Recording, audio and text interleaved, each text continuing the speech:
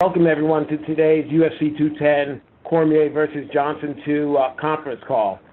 Today we have the main event fighters who will compete in a rematch for the light heavyweight title and the co-main event fighters who are both working their way towards a shot at the middleweight title.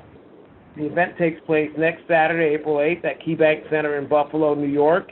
And now I'd just like to welcome the four fighters who are on the call with us today. UFC light heavyweight champion Daniel Cormier, number 1 UFC light heavyweight contender Anthony Johnson, number 4 UFC middleweight and former middleweight champion Chris Weidman, and number 5 middleweight Gegard Mousasi.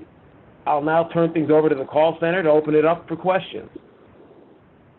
Perfect, thank you. If you'd like to ask a question, please signal by pressing star 1 on your telephone keypad. If you're using a speakerphone, please make sure your mute function is turned off to allow your signal to reach our equipment.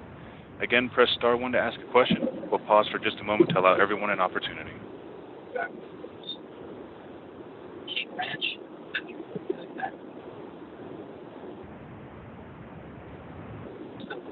And we'll take our first question from Jeffrey Harris with 411 Mania. Please go ahead. First question for our Chris Gegard. Obviously, the end goal here by the Lakers would be to fight for the 50 middleweight title. But does it bother you at all that Michael Bisping will be fighting rotating later this summer for the middleweight title and fucking project in the division because he'll be making I can't hear the question really well. The sound is not that good. Yeah, same here. I think you're basically asking, if I'm not mistaken, is what do we think about Bisping fighting GSP for the middleweight title? Right? Or no? Because we could hardly hear. Well, I don't know. I think we the lost. question is for me? I think was it for both of us? I don't know. I couldn't hear. Have him repeat the question, and if not, we'll move on to the next one. And I believe the caller has disconnected. We'll move to the next question from Damon Martin with Fox Sports. Please go ahead. Hey, guys. First question is for Anthony Johnson. Rumble, this is, the rematch with Daniel Cormier. You fought him, less than basically 2 years ago. What is the biggest difference for you going into this rematch? What separates you from now versus that first fight in 2015? Well, I'm definitely not the same fighter I was 2 years ago. Every day, every week, every month, every year, I'm getting better and better. So, you'll see a different guy out there the next time you see me fight. I know when I talked to you after the fight was canceled the last time when DC got injured, you had said that you were in the best condition, the best shape you've ever been in, and it was obviously a letdown that you didn't get to fight. Was it not so much tough getting back up for it, but, how did your body react after going through an entire training camp last year, and then they kind of have to restart that again without ever actually having fought? It wasn't too hard, I'm glad he canceled on Thanksgiving because I had a chance to eat, with the fam, so everything was all good. But, I just started back from scratch like I always do and just got back in shape like I needed to, and, no injuries, and everything's good to go. I know you and DC have been pretty cordial with each other leading up to the fight, but I know he said a couple of times that, he believes that you have basically one round, to go out there and beat him. Now, you've been a vicious knockout puncher in that first round, maybe the first 7 minutes, I think is what he said. How do you feel about that? Is that just typical, trash talk, or how do you take that, that's kind of the perception that he has, that, believes you're really dangerous in that first round, but then after that, not so much? Well, majority of the community believes I'm just a, first round fighter because most of my fights end in the first round.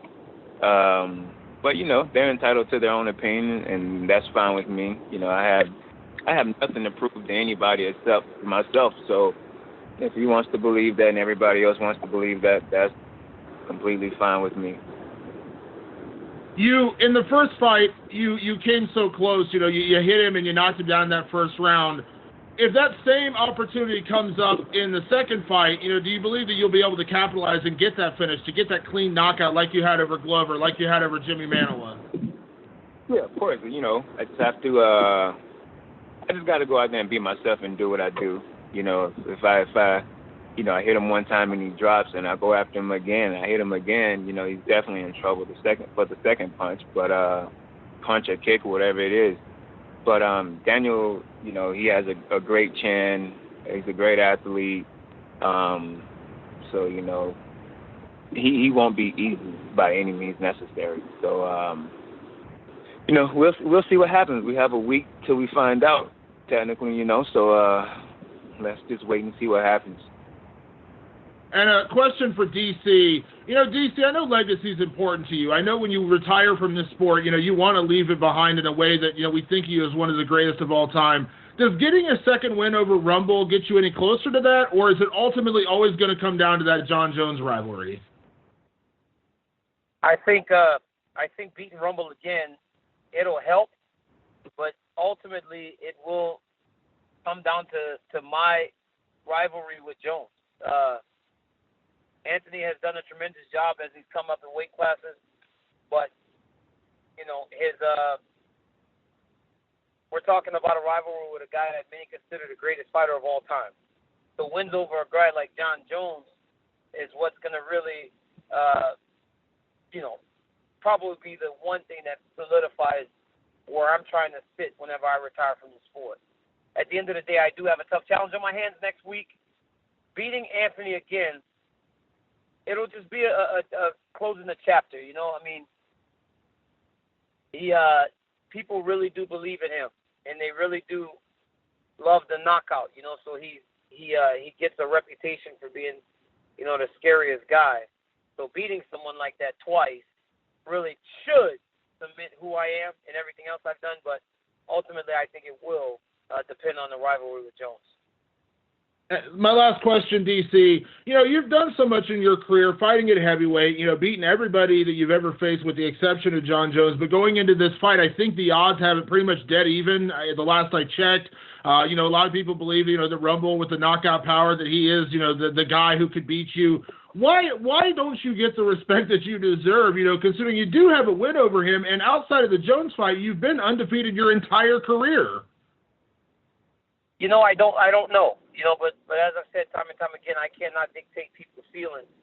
The fact that, you know, the odds say that we're even, I actually have no idea how anyone could think that we're even.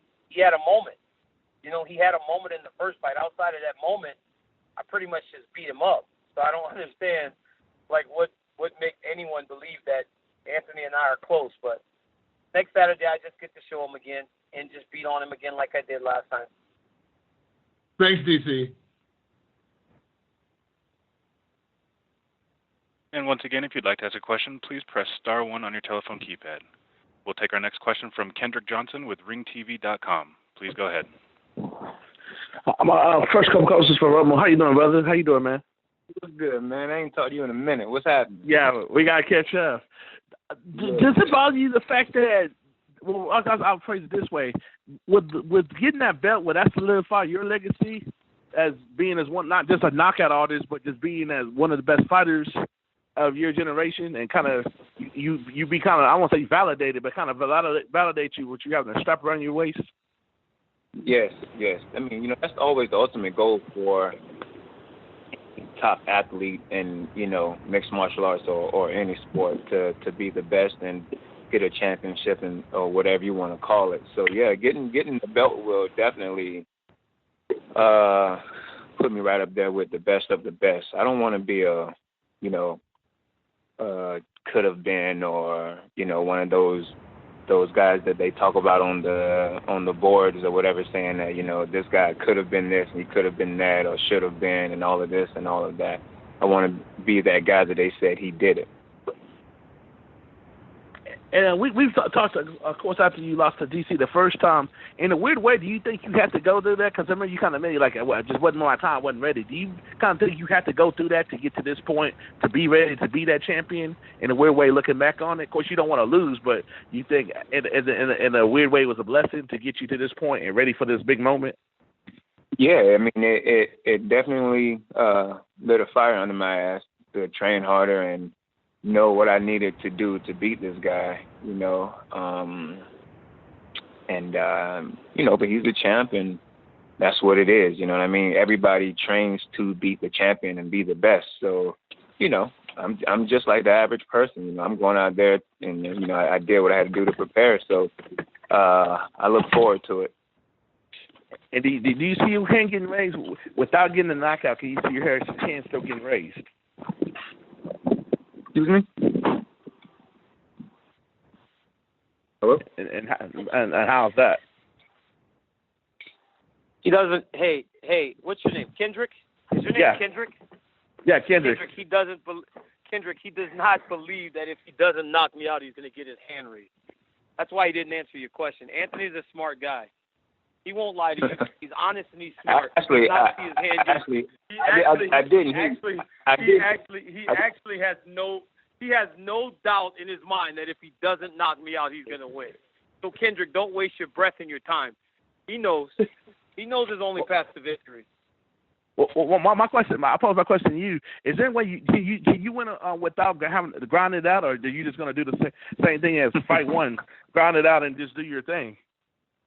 I can make it easy and do that to him, or I can just beat him up on the feet. I can do whatever I want, Kendrick.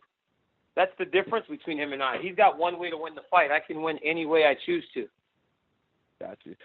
So would you stand and get in a knockout drag out like you did with Alexander, or are you just going to keep it safe?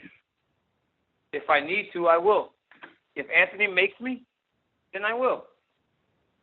It really does depend on how I decide to fight this fight, Kendrick. And what's his confidence come from? Just for the fact that you already beat him, or just something that you added to your repertoire that we haven't seen before? I mean, I've been training him and I've gotten better. I feel like I'm a better fighter today than I was the first time. You know, the first time we fought, I fought him on 3.5 weeks' notice. I had a 3-week training camp. And still outworked him. I mean, I know I was a different opponent than his previous guy, but he still had a full training camp. I had 3.5 weeks to get prepared for a championship fight and still found a way to outwork him. What's going to happen now that I've been training for him for 12 weeks? It's going to be worse than the first one. What's your take to critics, DC, that said that you lost a step since the surgery? I have no idea what people are talking about. I fought Anderson Silva on 2 days' notice, and I beat a guy that people consider the greatest fighter of all time, 30-26 across the board. There was no danger in that fight. That was the easiest fight of my entire career. I don't know how I lost a step. If anything, I showed I can still go get takedowns whenever I choose to. Look forward to seeing y'all guys. I got 2 questions for Chris. Chris, do you think this is a crossroads match with the fact that you lost the last 2, or are you not putting any extra pressure on this fight? Crossroads? No, I don't see it as a threat. I see it as a challenge. You know, I got a tough guy in front of me who's good in all areas, experienced guy who's on a win streak. Something I'm very familiar with is fighting guys on win streaks. I want to become the best in the world. I want to get that belt back. And fighting a guy like Gegard Mousasi is just the type of guy I need to do it. So I'm more motivated than ever to get the job done, especially coming off of 2 losses. And would you like being in New York and like to fight in New York? Do you feel any less pressure the fact that you got that out your system fighting at 205, or is it still like another big deal and kind of extra pressure fighting in your home state? No, I mean, I wouldn't say it's extra pressure. I didn't really feel like it was extra pressure last time. It was just an awesome experience for me, to be honest with you. It was a dream come true to finally fight in Madison Square Garden after all the work of getting it legalized here, to have all my family, friends, and fans there. It was just an amazing experience, and then to have it go the way it went was obviously was tough. It wasn't what I expected to make a mistake and hit with a flying knee, and then all of a sudden I'm sitting there with blood running down, thinking I can't believe this is happening. So I'm more motivated from that setback, because I feel like the harder of a setback you have, the more major of a comeback you can have, and I just feel the glory I'm going to feel after this fight is like no other I've had in my career. And final question is a 2-part question. What do you feel a win would put you out in the state of y'all crazy division, and what do you think with the state of y'all crazy division with the whole GSP Bisping thing? I mean, I only can control what I can control. I don't worry about the things that I can't control. I can control me beating Mousasi on April 8th. That's all I'm focused on. As far as Bisping and GSP, I think it's definitely going to hold up the division. I don't think it's a weird fight to have for the middleweight title for sure. I understand people getting upset, but I just feel like everything's going to work out for me. I'm going to get that. I'm going to get the belt back. and I just have to take one fight at a time, and it'll work out for me. So what do you think a win puts you at in the division? You back in the running? Of course, I'd love to fight for the title right away, but I have no idea what's going to happen. I could fight 2, 3, 4, 5. I don't care. I'm focused on the process. I'm enjoying getting better, and I'm just focused on getting better. Eventually, the title shot will come. That's going to happen. All right, good luck to y'all guys next week. Look forward to watching you on Buffalo. Thank you. Take care. And we'll take our next question from Steven Morocco with MMAJunkie.com. Please go ahead. Hey, question for Chris and Gegard. Has your, kind of following up on the previous question, has your perception of what it takes to get a title shot changed in the past year? Start with Chris. Not really. I know you keep winning and you get the title shot. I've had it obviously before, and I didn't expect to get it after losses. So it's gonna happen with wins, and I don't know what the heck that noise is, but and then that's pretty much it. No, I don't. I think the sport's changed a little bit with the belt system, but I don't think it's going to affect me. And Gegard? Well, I need to get this win. That's the most important, and I'm ready. I'm more than ready, and after that it's just a popularity contest. Let's be honest. Joe Romero is next, but he's not getting his shot simply because he doesn't speak English. He's Cuban. Those things matter. But at the end of the day, I need to win. So I need to do my job first, and then we see how it goes. So what do you guys think of that ultimatum that Bisping gave to GSP? Basically, put up or shut up by July. Do you think he's actually going to fight Romero if GSP doesn't step up? No. Just no? Just talk of Bisping. Bisping just talks. So what do you think is going to happen? Nothing. He's going to wait, make a Mickey Mouse fight, and then I don't think he want to fight Joe Romero, or he wants to delay it as much as possible. He said himself he's going to retire in 1 or 2 fights, so obviously he's looking for a big fight to get a little bit money. You can't blame the guy. He wants to take care of his family, make money. Good for him. But and then moving on, the number one contender has to get his shot. Gotcha. And then moving on to Daniel and Anthony, when do you think they'll pair the winner of your fight with Jones? Do you have any thoughts on that timeline? Maybe start with Daniel. I don't know. The focus is really on Anthony, man. I can't really worry about what's next, because even though I believe that the path to victory or in my favor, his one way of winning is very dangerous. He could actually knock me out in no time. That's a big possibility. So I'm just worried about Anthony. Man, I can't waste my energy anymore on a guy that hasn't been around and that truly cannot be trusted to be eligible to fight. It's hard to really do that. And Anthony? Yeah, Johnny hasn't crossed my mind at all, or what's after this fight. I'm focused on Daniel, and that's all I need to focus on right now. So I'll think about whoever and whatever, April 9th, maybe April 10th. Okay. And one quick question, if I could. You mentioned that you don't want to be the guy that's bad-mouthed on message boards, but I guess my question is, do you still read message boards? Who, me? Yeah, you, Anthony. Yeah, sometimes, people will, some friends of mine or whatever will, send me a link, you know what I mean, and I'll just happen to read it if I'm not doing anything. So from time to time, I'll, catch stuff here and there. Why does it help you, or is it a part of staying grounded? Does it do something else? No, sometimes it's fun to read the stupid shit people say. So that's it. Gotcha. Thanks very much. And once again, if you'd like to ask a question, please press star 1 on your telephone keypad. We'll take our next question from Akhilesh Ganavarapu. Please go ahead. Hey guys, greetings from India. My first couple of questions go to DC. DC, firstly, I wanted to ask you something which is puzzling. In wrestling terms, you're the heel, quote unquote, even against Rumble. So even a little while ago, you kind of taunted Rumble. Is it safe to say that you've embraced the heel in you? No, man, I'm not taunting him. I don't know, like, my issue is if it makes me a bad guy because I tell the truth or the truth as I believe it, then I guess that's what I am. I believe everything. I'm not lying. I don't lie about anything. All I do is state the truth. If people don't like the truth, then that's on them. I'm not sitting here making stuff up. I'm not over here pretending. I'm over here stating facts. And if me telling the facts makes me the bad guy, then okay. Yeah, because even before, during the press conference with Jon Jones, you're kind of annoyed because of the people booing you. So, has it been easy for you to come to terms with that? I mean, it is what it is. If people are going to boo, they're going to boo. It doesn't really matter to me. I know who I am.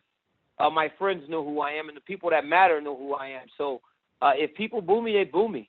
I don't know. I don't know why they do it, but they made decisions as to who they want to back, and everybody is entitled to their own opinion and their right to cheer and root for whoever they want to root for.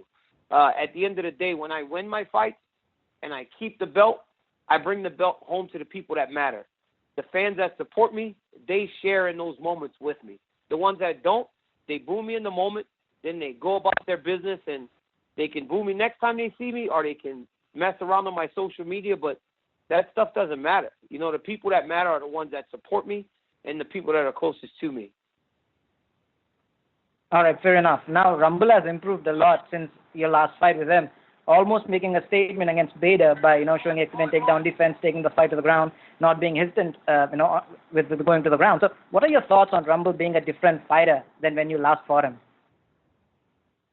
Man, Ryan Bader shot from halfway across the octagon. They said fight, and before Ryan Bader could even meet Anthony in the middle of the octagon, he shot. What people are missing is that Anthony Johnson was never a bad wrestler. He always could wrestle and defend takedowns. Anthony's a junior college national champion in wrestling. He's not a bad wrestler. Nobody ever thought he was a bad wrestler. It's not. I never said he can't wrestle. He obviously can defend takedowns. He defended a lot of my takedowns. I never questioned that. And then when we talk about him being a completely different fighter, I don't necessarily know what you guys are basing this on. He beat Jimmy Manoa. He took him down, but of course he's going to take Jimmy Manoa down. He's a wrestler. Jimmy Manoa can't wrestle. Then you're talking about him and Ryan Bader. If I would have shot it on Anthony from across the octagon, he would have did the same thing to me. He's fought for a total of 7 minutes since him and I fought, but he's this completely different fighter. I have no idea where you guys are getting this from. If I can get a quick retort from Rumble regarding what DC just said. Rumble, do you necessarily agree with what DC just said about you right now? Yeah. He was telling the truth about Bader. He told the truth about, how long I've been in the cage since him and I have fought. So that's about the only thing that he said that was correct. Okay, so moving away from the title fight for a minute now, the light heavyweight division is kind of in a limbo with the same 3 or 4 guys fighting for the title in the past couple of years. So, Anthony, what does Jon Jones' return do to the division and for yourselves? What does Jon Jones what? Jon Jones' return to the octagon? Yeah, well, I mean, I haven't been thinking about Jon. That's the last person that's even crossed my mind. You know what I mean? He's just, I don't have a reason to think about him right now. I have to fight Daniel, not Jon, so I don't think about Jon. So right, him returning or anything like that just isn't in my thought process. Whatever, it's just not relevant to me right now. All right, fair enough. You've been on a tear recently. So do you go into this fight looking for retribution? And what's your mentality going into the fight, knowing that your last loss came against DC? My mentality is just go out there and do my best, man. You know, do what I have to do to win, and yeah, just be myself, do my thing. You know, the cards are gonna fall what they're supposed to, so I'm not really worried about anything. All right.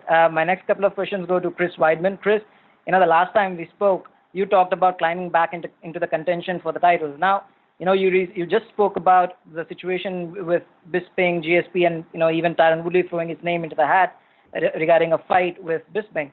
So, how do you see yourself climbing back into the contention? Do you think a fight over Mousasi, probably another couple of fights? Just what is the entire situation involving you that you think need to do to get back into the title contention? I think I need to, prove myself. Number one, I got to put on good performances. So that's what I'm going to do. I'm going to go out there, put on a good performance, and then, like Mousasi said, I hope the people back me and they want to see me fight for the title, and we'll see what's going on. And if not, I'm going to keep fighting. I'm just going to keep on fighting whoever they put in front of me. All right, and Gegard is one of the most versatile fighters, with him adapting to different opponents. So from your fight with Yoel Romero to now, what has been the major difference for you? Have you trained differently for someone like Gegard? Well, I guess the one major difference is I don't have a southpaw for the first time in 4 or 5 years. So it's a nice change to kind of the beginning of times. I think the last time I fought orthodox fighter might have been Mark Munoz. So it's been a while. But other than that, I mean, no. I've trained really hard. I've been more motivated for this fight. I've really got myself in a great place mentally, physically, and spiritually. I just feel great, healthy, and I'm excited to go out there and put on a show. All right, fantastic. My last two questions go to Gegard Mousasi. Gegard, firstly, manager had previously said that the fight between you and Weidman might not happen. Now that we are just a week away, do you think a victory over the former champion would put you in front of the line for a title shot next? Well, I don't think so, but Yoel Romero is next. He's the number one contender. I'm not focused on the title right now. I'm just focused on Weidman and to get the win. That's all. All right. Now you had faced someone who was, who had a wrestling heavy style against Latifi before. Now the way you adapt to different fighters or different styles is very impressive. So I just wanted to know, how do you see this fight unfold? Well, I know how Chris Weidman's going to fight. He's going to come forward. He's going to try to put the pressure on me, work on the cardio, do some wrestling, do some striking. But at the end of the day, I'm prepared. I know exactly what he's going to do. So I'm more than prepared. I got my skills, I think, and I'm going to show it April. So I'm very confident. That's all I can say. All right, one last question for you, Gegard. After your last fight, during the post-fight press conference, you kind of emphasized on the need to talk properly, the trash talk to get into the title contention now. Do you see that, that's still the case for someone like you who is on a winning streak? And, if you beat, as you said, Weidman, you would be beating a former champion. Do you think that's still the case for you? Well, no, I'm just speaking my mind. I'm not acting. I'm not an actor. Some guys, they're good at trash talking. They put on an act. It's WWE. But end of the day, I'm just me, just speaking my mind. And what can I say? I'm coming to fight. That's all I can say. I'm looking forward to the fight. All right. Thank you, guys. Thank you for the time. And we'll take our next question from Jeffrey Harris with 411 Media. Please go ahead. Sorry about that earlier. I was having some phone connection trouble. Anthony, it is almost 10 years from the year you had your very first UFC fight in June 2007, and this will be your second shot at the title, and it's hard enough for a fighter just to get one shot at the UFC title. Do you think you need this belt to complete and round out, what's already been a very impressive career? Oh, of course. Yeah, getting the belt will definitely put everything in place for me, and mentally, you know, it's like an obsession. You know what I'm saying? I definitely will go out there and do my best and do what I have to do to win. And whenever my career is over with, I can sit back and say I did it. Now, if you talk to yourself from 10 years ago, that time when you first came into the UFC, would you give yourself from 10 years ago any advice, or would you give him any tips? Yeah, don't be dumb, like I used to be. But you know, if I could go back and learn something, it would definitely be would be just to soak in a lot more information than what I did. Because when I was young, I was like, you know, hot-headed and thought I knew everything and was just an athlete and was like, this won't happen and that won't happen. So, you know, when you're young like that, you know, that's just how you think. So I definitely wish I can go back in time and slap some sense into myself. And for Daniel, I know you're training for a big title fight, but will you still have time to watch WrestleMania this weekend? You know, I was actually talking to Selena yesterday, and I go, shit. She goes, what? I said, man, when we're traveling to Buffalo, WrestleMania is going to be on. Is there any way for me to stream WrestleMania from the plane? But she said the Wi-Fi would be too slow, so I'm going to have to miss it. But I'm going to have to put my phone on airplane mode and leave it there until I get to Buffalo on Sunday night. And then once I get there, I think I'm going to watch WrestleMania. So it's going to be a long night for me on Sunday, but I'm not missing it. All right. So my picks, if you want my picks, I got Reigns, I got Lesnar, and I got Bray Wyatt in the top 3 fights. All right, thank you. I hope you don't get spoiled on any of the outcomes. Guys, and good luck to all of you. Can't wait to see these fights. Thank you. And that concludes today's question and answer session. Mr. Lockett, at this time, I'll turn the conference back to you for any additional or closing remarks. I'd like to thank everyone for participating in today's conference call. Just a reminder about next week's UFC 210 Fight Week schedule. UFC 210 Ultimate Media Day will take place on Wednesday, April 5th at 12:30 p.m. Eastern Time at KeyBank Center in Buffalo. Our UFC 210 Open Workouts will take place on Thursday, April 6th at 11 a.m., also at KeyBank Center. Please look for the UFC Public Relations to send out our UFC 210 PR and event schedule very soon with all the details of our media availability next week. Again, we'd like to thank all the fighters and all the media who joined in today's conference call. Thank you, and we'll see you next week in Buffalo. And this concludes today's call. Thank you.